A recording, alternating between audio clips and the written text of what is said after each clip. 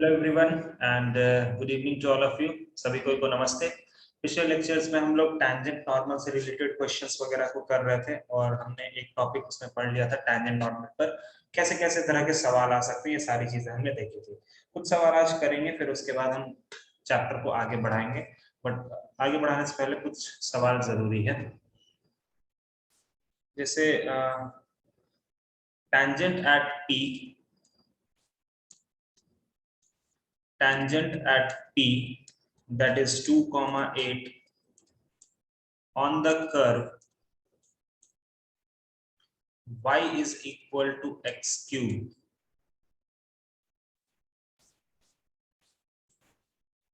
meets the curve again at q.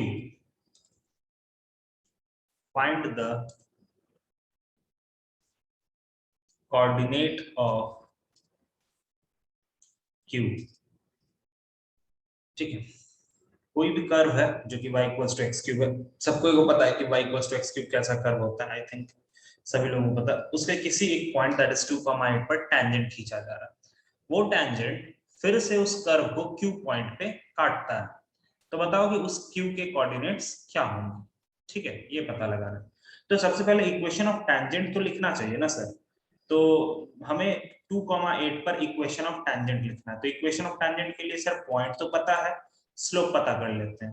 तो dy by dx निकाल लेते हैं, स्लोप ऑफ टेंजेंट निकालते हैं। dy by dx हमारा क्या हो जाएगा, वो हो जाएगा 3x स्क्वायर। लेकिन हमें dy by dx कहां पर चाहिए, 2,8 पर चाहिए, मतलब कि 2 to the 4 से 12 हो गया। स्लोप ऑफ टेंजेंट आ जाएगा, कोई दिक्कत नहीं है यहाँ से। ठीक है, अब इसके बाद स्लोप ऑफ टेंजेंट आने के बाद अब हम टेंजेंट का इक्वेशन लिख देंगे। इक्वेशन ऑफ टेंजेंट लिखेंगे तो क्या लिख सकते हैं, y minus y1 is equals to slope times x minus x1। जरा इसको अच्छे से लिख देते हैं, y minus 8 is equals to 12x minus 12 दूनी 24। कितना आ जाएगा, ये एक तरफ जाएगा तो 12x हो गया ये, और माइनस 24,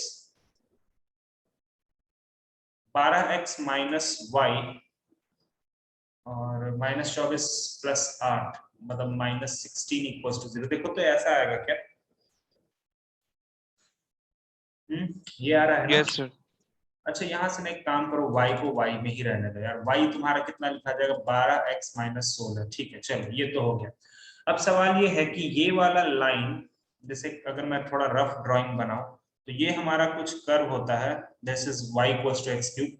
यहाँ पर कोई टैंजेंट हमने खींचा और ये टैंजेंट ना फिर से इसको यहाँ पर काट रहा है। तो अगर हमें ये वाला पॉइंट पता करना है तो हम उस पॉइंट को पता करने के लिए क्या करेंगे, वो लाइन का उस कर्व के साथ इंटरसेक्शन करेंगे ना। बोलो, अगर हमें वो तीसरा वाला Yes, point, sir. we will find out the intersection point of that particular line with that curve। ठीक है, तो हमें पॉइंट ऑफ इंटरसेक्शन पता करना है। एक तो ये तरीका, उसके बाद मैं थोड़ा स्मार्ट तरीका बताता हूँ, पहले इसको कर लेते हैं। तो y हमारा, y के जगह पे हम क्या रख देंगे, 12x minus 16 is equal to X cube. एक तरफ लेकर के चले जाओ तो X cube minus 12x plus 16 equals to 0। अब ये क्यूबिक इक्वेशन है, क्यूबिक इक्वेशन को किस तरह से सॉल्व करते हैं, आई होप सबको पता होगा, हिट एंड ट्रायल मेथड। तो बताओ यहाँ पर कौन सा हिट करेगा, कौन सा हिट करेगा, जल्दी बताओ। x इक्वल टू 2 देख लो, x इक्वल टू 2 देखो, वो मैनेज, वो इसको सेटिस्फाई करता है ना, x equals two. Sir. ठीक है, तो x इक्वल टू 2 जो है वो इस इक्वेशन को सेटिस्फाई कर रहा है। तो इसका मतलब है कि x minus 2 is a factor, is a factor of that particular equation. ठीक है, तो इसको तुम डिवाइड करो। आगे पता है ना क्या करते हैं, ये पता है ना यार। अब क्या करेंगे, वो क्यूबिक इक्वेशन को x माइनस 2 से डिवाइड करो, जल्दी से डिवाइड करो, जल्दी से डिवाइड करो।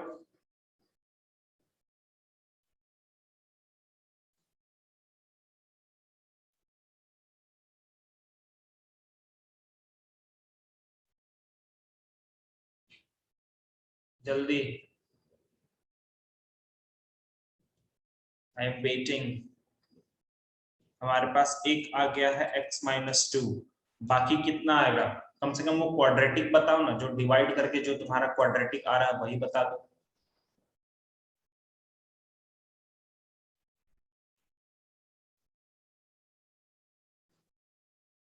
Sir x square plus 2x minus 8। X square plus 2x minus 8, देखो तो ये आ रहा है क्या, और दिस इज इक्वल टू 0, हम इसी को हम ऐसा लिखे हैं। अब इसका मिडिल टर्म फैक्टराइज करो तो बेटा, वो जो x square plus 2x minus 8 है उसका मिडिल टर्म फैक्टराइज करो। आई थिंक वो आना चाहिए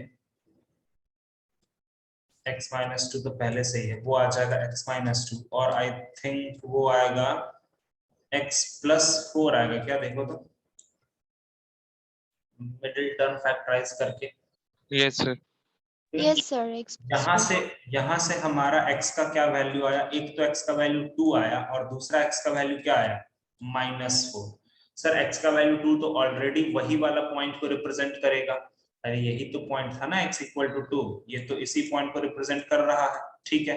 तो बेसिकली हमारा जो पॉइंट q होगा उसका x कोऑर्डिनेट क्या होगा, x कोऑर्डिनेट ऑफ q कितना हो जाएगा, -4।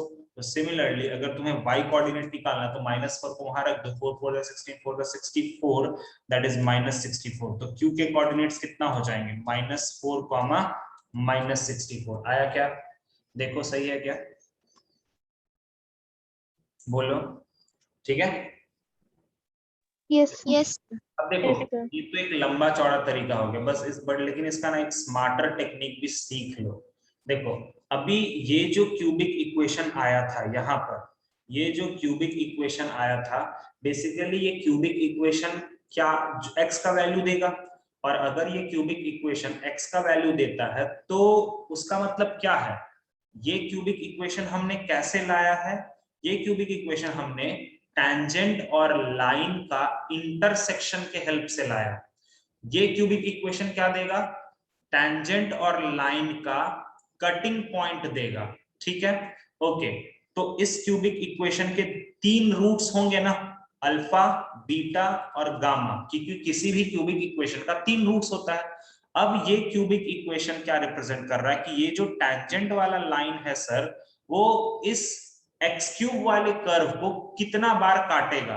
तो एक बात बताओ तुम यहाँ पर, ये इसमें यही बस एक स्मार्ट चीज है कि तुम्हें ये समझना होगा कि जिस पॉइंट पे तुम टैंजेंट खींच रहे हो, जिस पॉइंट पे तुम टैंजेंट खींच रहे हो, वो पॉइंट इस क्यूबिक इक्वेशन के लिए रिपीटेड रूट्स का काम करेगा। वो जिस पॉइंट पर तुम टैंजेंट खींच रहे हो ना, वो पॉइंट इस इक्वेशन के लिए रिपीटेड रूट्स का काम करेगा। मतलब इस क्वाड्रेटिक इक्वेशन के 2 रूट्स तो डेफिनेटली क्या होंगे, 2 और 2, ठीक है। अच्छा अब ये तुम पूछोगे सर कि टैंजेंट जो होता है वो रिपीटेड रूट्स का काम कैसे करता है। देखो यार, तुमको क्वाड्रेटिक इक्वेशन मैंने पढ़ाया था, क्वाड्रेटिक इक्वेशन में एक टाइम ऐसा आया था ना जब d इक्वल्स टू 0 होता था, याद है, d इक्वल्स टू 0 के केस में यस सर। थे ना, d इक्वल्स टू 0 के केस में इक्वल रूट्स होता था और वो x एक्सिस के साथ बस टच करके निकल जाता था, याद आ रहा है ये चीज, जो कर्व यस मैंने सर पढ़ा था। तो yes sir. d equals to 0 के केस में वो जो क्वाड्रेटिक इक्वेशन था वो एक बार x एक्सिस को बस टच करके निकल जाता था, मतलब x एक्सिस उसके लिए टैंजेंट का काम करता था। बट हम लोग क्या बोलते थे, वहां पर इक्वल रूट्स हैं, या फिर हम लोग ये बोलते थे ना कि रिपीटेड रूट्स हैं, 2 रूट्स मौजूद हैं वहां पर but they are repeated roots. तो same is the case over here कि यहां पर भी ये जो टैंजेंट है ना, इस पॉइंट पर x का 2 वैल्यू ऑटोमेटिकली आ चुका है। टैंजेंट खुद ही रिप्रेजेंट करता है कि अगर मान लो क्यूबिक इक्वेशन अगर वो क्वाड्रेटिक होता ना तो ऑटोमेटिकली वो रिप्रेजेंट करता है कि उसके 2 रूट्स वहीं पर है, ठीक है। बट ये क्यूबिक है तो क्यूबिक का एक रूट 2 होगा और दूसरा रूट भी 2 होगा। तो सर तीसरा रूट कैसे पता चलेगा, बहुत आराम से पता चलेगा, तुम्हें ये पता होगा कि क्यूबिक में सम ऑफ द रूट्स क्या होता है, सम ऑफ द रूट्स क्या होता है, -b/a होता है ना क्यूबिक इक्वेशन में, थ्योरी ऑफ इक्वेशन याद है ना, यस सर लास्ट में पढ़ा था यस सर। क्वाड्रेटिक इक्वेशन में, जो हमने थोड़ा लास्ट में पढ़ा था। तो यहाँ पर एक्स स्क्वायर का टर्म है क्या, यहाँ पर एक्स स्क्वायर का टर्म है क्या, नहीं है, नहीं है ना, तो alpha plus beta plus gamma कितना हो जाएगा, 0 हो जाएगा। तो 2 + 2 + गामा इक्वल्स टू 0, तो गामा का वैल्यू देखो यहां से भी -4 है, और गामा ही क्या है बेसिकली, थर्ड रूट है। और थर्ड रूट का मतलब क्या होता है कि ये लाइन जहां पर इसको काट रहा है ना उसका एक्स कोऑर्डिनेट, और एक बार अगर तुम्हारा एक्स कोऑर्डिनेट निकल गया तो वाई कोऑर्डिनेट आराम से निकल जाएगा। ठीक है, तो यहाँ पर मैं इसको लंबा बना के सॉल्व करने की नहीं कोशिश कर रहा था, मैं तुम्हें ये तरीका इसलिए बताना चाह रहा था क्योंकि चलो ठीक है इंटरसेक्शन वाला काम तो ये छोटा सा कर्व था तो हो गया, but the thing is that कि अगर कहीं बड़ा बड़ा क्वेश्चंस कुछ आता है ना तो तुम्हें वहां पर यही टेक्निक लगाना पड़ेगा। देखो वो जो इंटरसेक्शन वाला जो चीज हमने लिखा जिसको मैंने घेर करके रखा है वो एक ऐसा इक्वेशन है जो x का वैल्यू देगा, ठीक है, और x का वैल्यू किस x का वैल्यू देगा, टैंजेंट जहां पर कर्व को टच करेगा या तो कट करेगा। अगर टैंजेंट टच करता है तो दो रूट्स वहां पर पक्का रखा हुआ है, रिपीटेड रूट्स रखा हुआ, ये तुम समझ सकते हो, रिपीटेड रूट्स रखा हुआ है। ठीक है, तो रिपीटेड रूट्स रखा हुआ था तो वहां से तो पता चल गया कि दो रूट्स हमारे 2 और 2 होंगे, बाकी का एक रूट वो हम क्यूबिक इक्वेशन का फंडा से निकाल सकते हैं। तो ये भी एक तरीका होता है इसको सॉल्व करने का, समझ गए? Got it? तो इसको थोड़ा सा ध्यान रखना यार, ठीक है, ऐसा नहीं कि भूल जाना ये सब चीज, कभी कभी ये सब चीजें साथ दे देती, काम आ जाता है ये सारी चीजें कभी कभी। ठीक है, चलो अगला क्वेश्चन देखते हैं।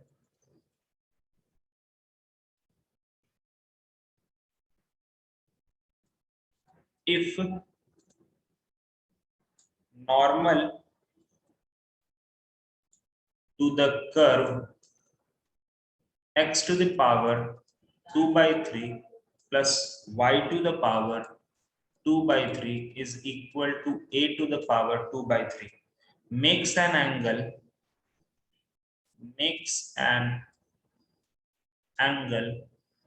phi with the x-axis, phi with the x-axis, makes an angle phi with the x-axis, show that its equation is, या find its equation, show that क्या सीधा करो ना, फाइंड इट्स इक्वेशन, मतलब तुम्हें उस नॉर्मल का इक्वेशन पता करना है, तुम्हें उस नॉर्मल का इक्वेशन पता करना है जो इस कर्व पे खींचा जा रहा है कुछ ऐसे जगह पे कि हम अगर नॉर्मल खींच दें तो वो नॉर्मल एक्स एक्सिस के साथ फाई एंगल बनाएगा। चलो देखो तो कैसे करोगे, भले ही नॉर्मल का बात किया गया है बट तुम सबसे पहले क्या निकाल के बताओ मेरे को, सब लोग मुझे सबसे पहले dy बाई dx निकाल के बताएंगे। चलो हमारा कर्व है x का पावर 2/3 प्लस y का power 2/3 is equal to a का पावर 2/3। ठीक है, मैं चाहता हूं कि तुम सबसे पहले यहां पर dy बाई dx पता करो, जल्दी पता करो क्या होगा dy बाई dx, मुझे बताओ dy बाई dx कितना आ रहा फाइनली, जल्दी से डिफरेंशिएट करो दोनों तरफ।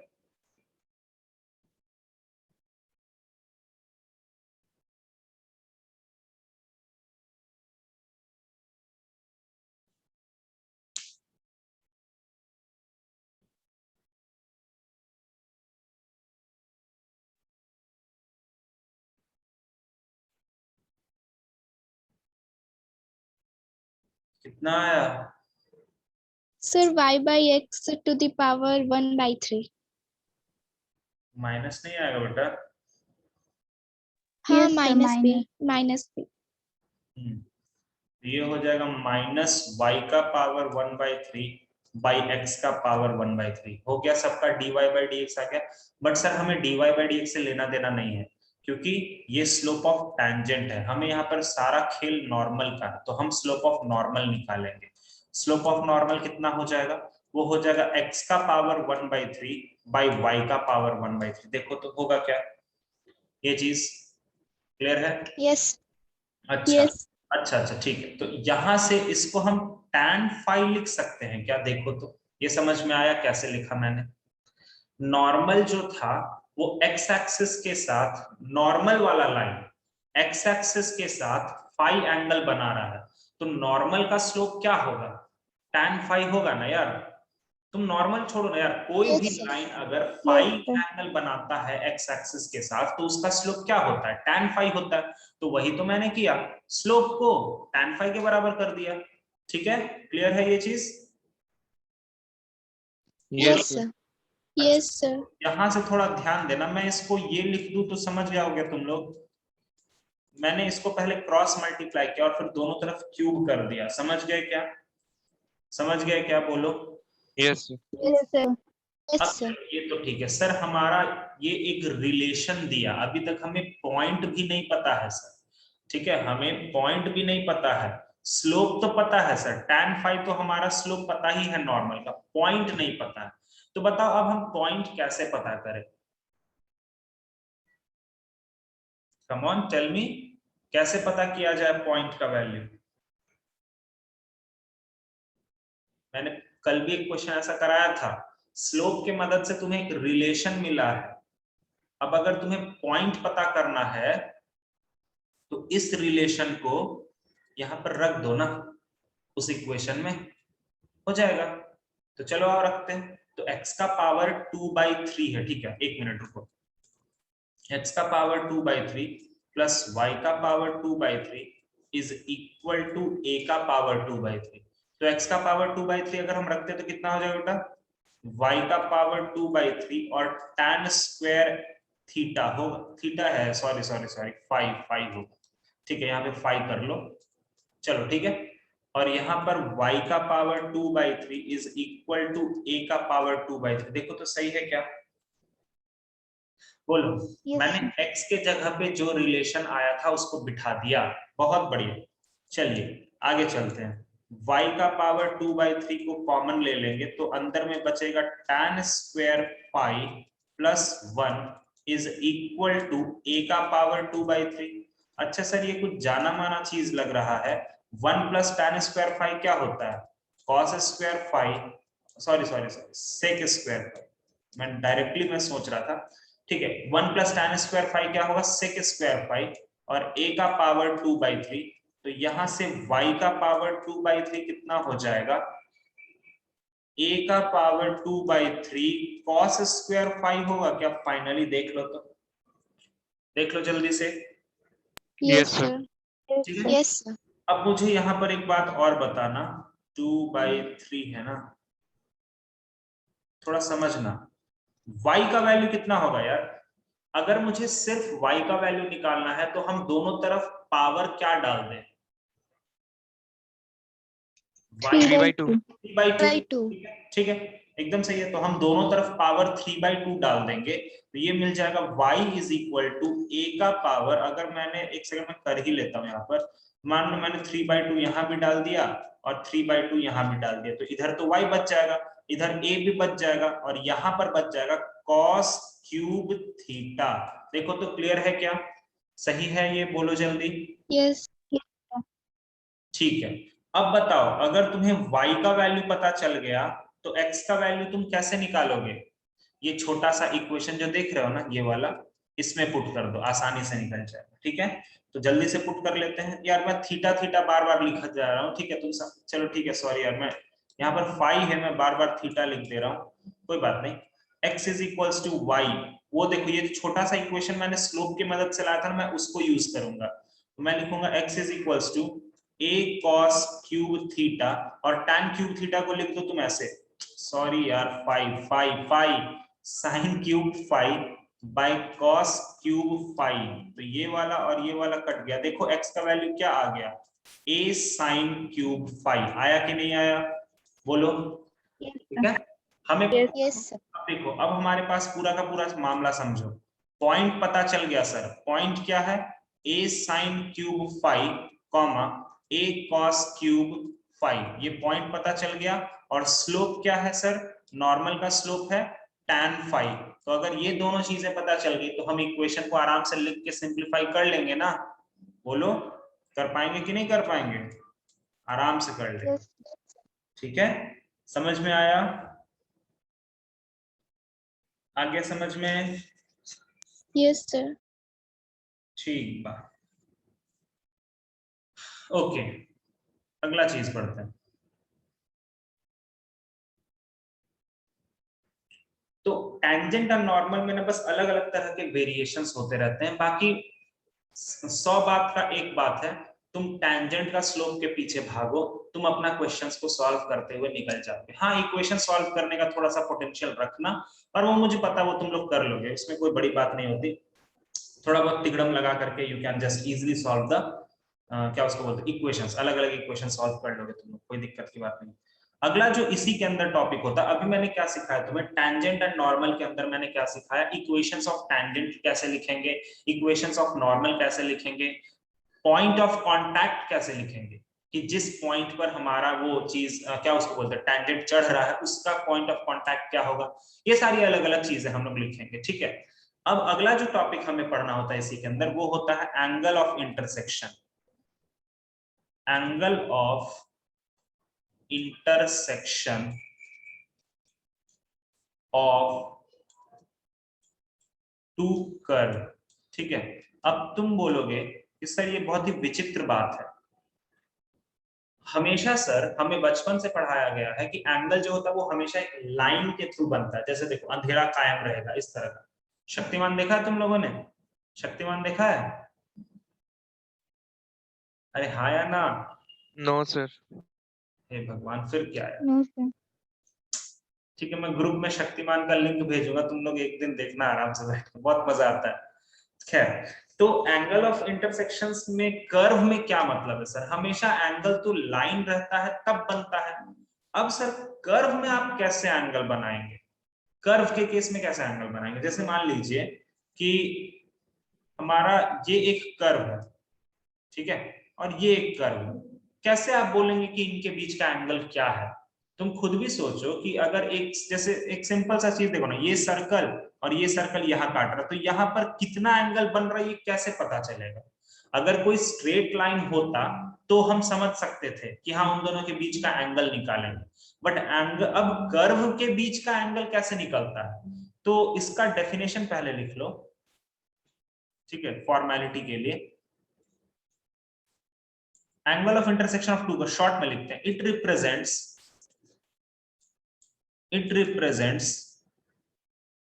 Angle between, it represents angle between tangents, it represent angle between tangents to the curve, it represents angle between tangents to the curve at their point of intersection, ठीक है।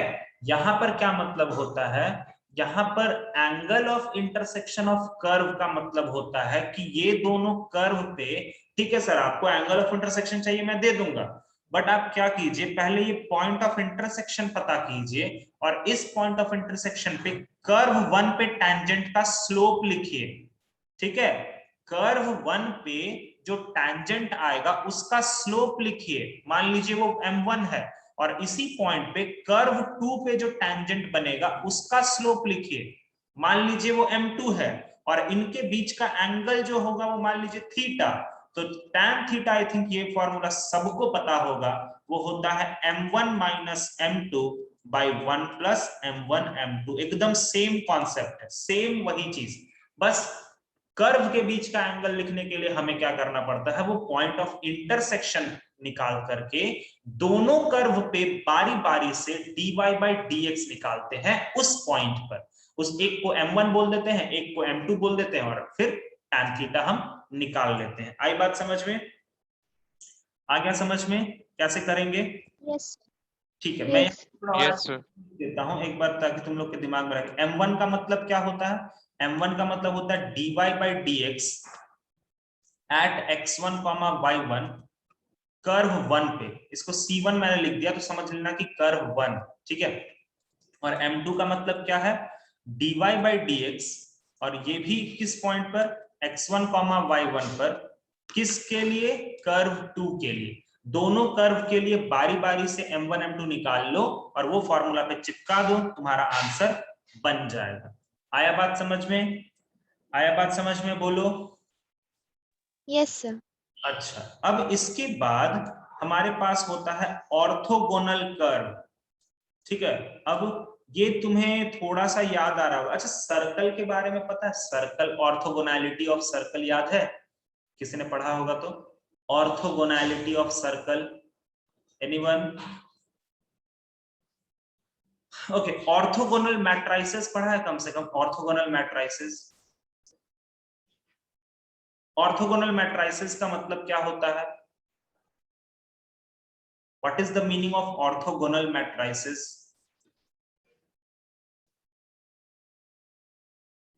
Sreejita, orthogonal matrices मतलब?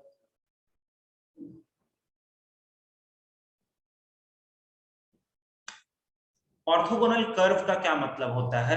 देखो, orthogonal का अपने आप में जब भी तुम मैथमेटिक्स में ऑर्थोगोनल कुछ चीजों को पढ़ते हो ना, उसका अपने आप में मतलब होता है 90 degree.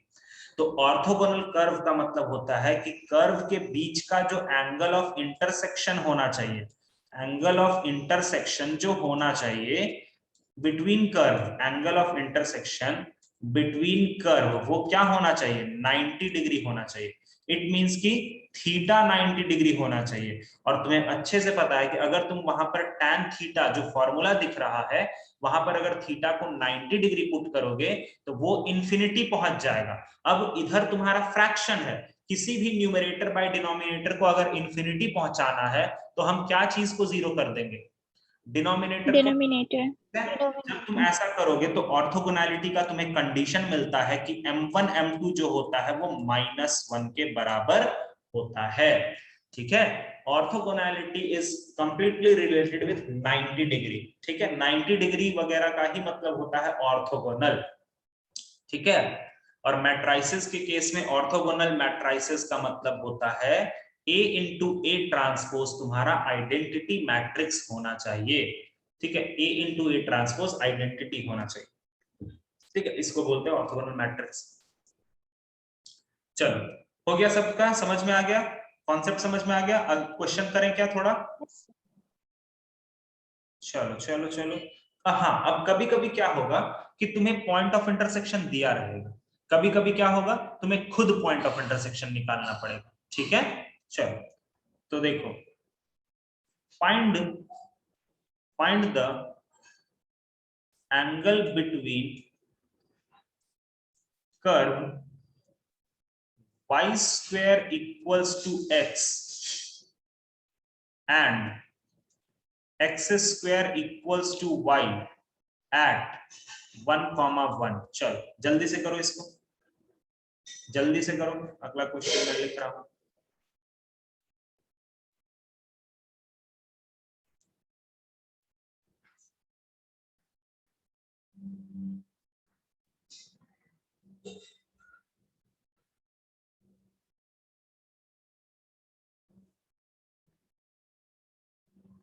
Find angle of intersection of curve xy equal to 6 and x square y equal to 12। अब नीचे वाले में इंटरसेक्शन पॉइंट नहीं दिया हुआ, वहां पर तुम्हें खुद ही निकालना पड़ेगा। चलो करो। ऊपर वाला तो चलो इंटरसेक्शन पॉइंट दे भी दिया है, तो देखो आओ कैसे करेंगे। सबसे पहले एक देखो, इसमें सबसे अच्छा तरीका होगा ना, नाम दे दो, इसको 1 दे दो, इसको 2 दे दो। ठीक है, ताकि तुम्हें कंफ्यूजन ना हो कि किसका क्या है। ठीक है, तो चलो हम सबसे पहले 1 वाले कर्व के लिए देखते हैं। हम सबसे पहले dy by dx निकालेंगे। तो dy by dx अगर हमें ऐसे नहीं करो यार, dy by dx निकालना। ठीक है, तुम लोग करते चलो, मैं उसको डिफरेंशिएट कर दे रहा हूँ अच्छे से। पहले ना मैं फर्स्ट वाले कर्व को डिफरेंशिएट करता हूँ। ठीक है, तो ये हो जाएगा 2y dy by dx is equal to 1। तो यहां से dy by dx हो गया 1/2y। ठीक है, हमें dy by dx किस पॉइंट पर चाहिए? 1,1 पर चाहिए। तो ये हमारा 1/2 आ गया। मतलब m1 का क्या वैल्यू आ गया? 1/2 आया क्या सबका? m1 का क्या वैल्यू आया? Yes sir. Yes, sir. अब हम सेकंड वाले कर्व को ले लेते हैं। तो ये हो गया 2x is equal to dy by dx। लेकिन हमें ये dy by dx किस पॉइंट पर चाहिए? ये भी 1,1 पर। तो ये हमारा 2 आ गया, मतलब m2 का वैल्यू 2 हो गया। ये भी आ गया होगा सबका। तो यहाँ से यस tan थीटा क्या होता है? Yes, sir.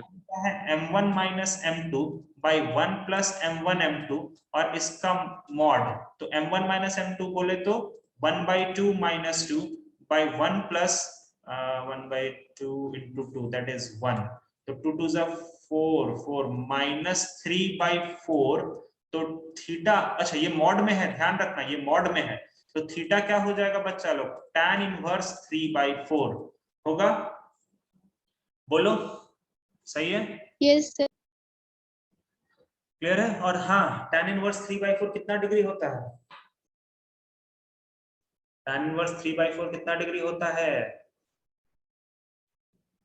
Guys? tan inverse 3/4 कितना डिग्री होता है? 37 degree. 37 degree, yes. Magic triangle याद रखना, वो 3 4 5 37। चलो ठीक है, बट उसका जरूरत नहीं है, इसको ऐसे ही रहने दो, अगर पड़ेगा तो ध्यान में रखना सब लोग, ठीक है? tan इनवर्स 3/4 तुम्हारा 37 डिग्री ही होता है, ठीक है? चलो अगला क्वेश्चन करो, तो इसमें जरा पॉइंट ऑफ इंटरसेक्शन खुद से पता करने की कोशिश करो।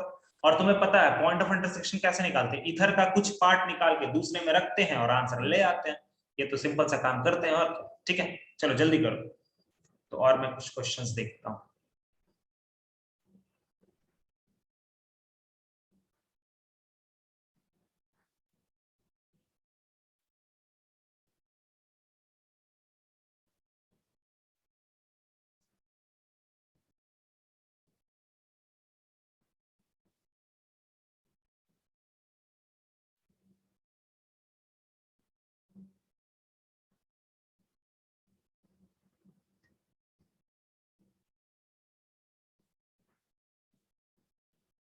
अगला क्वेश्चन मैं लिख दे रहा हूँ।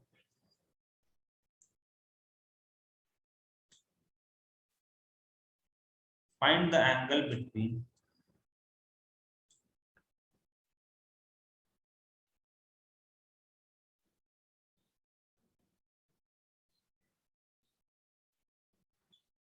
find the angle between y square equals to 4x and y is equal to e का पावर माइनस x/2।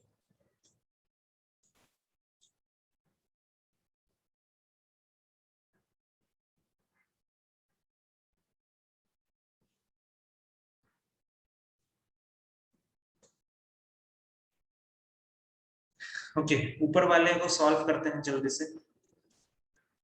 हमें इन दोनों के लिए फिलहाल अभी पॉइंट ऑफ इंटरसेक्शन नहीं पता है, ठीक है? ठीक है, कैसे करेंगे? यहां से y का वैल्यू निकालो जो कि है 6/x, और उसको इसमें पुट कर दो। x² into 6/x is equal to 12। x से x को काट दो तो x का वैल्यू 2 आया। पॉइंट ऑफ इंटरसेक्शन में x का वैल्यू 2 आया। बोलो ठीक है? ठीक है? Yes, sir. Yes, sir. Yes, sir. y का वैल्यू कितना आ जाएगा? 3. 3. सर हमें पॉइंट ऑफ इंटरसेक्शन को तो पता चल गया सर। चलिए 2,3। अब क्या करोगे? एक बार कर्व 1 पे चलो, डिफरेंशिएट मारो, और एक बार कर्व 2 को डिफरेंशिएट मारो, ठीक है? आओ, कर्व 1 है मेरा xy इज इक्वल टू 6, तो प्रोडक्ट रूल लगाएंगे। तो पहला का डिफरेंशिएशन दूसरा वैसे का वैसा ही, प्लस पहला वैसे का वैसा ही, और दूसरा का differentiation is equal to 0। x और y के जगह पे वो पॉइंट रख देते हैं, तो ये हो जाएगा 3 + 2 dy by dx is equal to 0। यहां से dy by dx कितना आ गया? -3/2। देखो तो आ गया क्या तुम लोगों का? मैच करो जल्दी जल्दी।